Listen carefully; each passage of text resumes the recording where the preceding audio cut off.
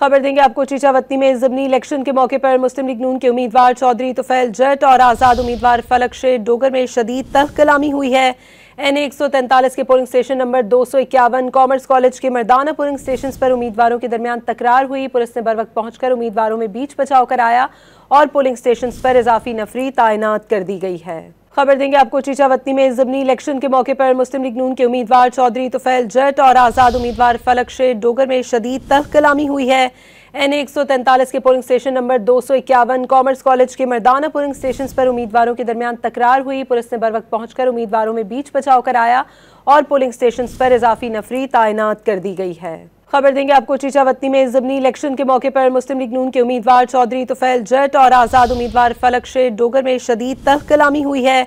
NA 143 के polling station number 251 commerce college के मर्दाना polling station पर उम्मीदवारों के दरमियान तकरार हुई। पुलिस ने बरवक्त पहुंचकर उम्मीदवारों में बीच बचाव कराया और पोलिंग स्टेशन पर इजाफी नफरी तैनात कर दी गई है।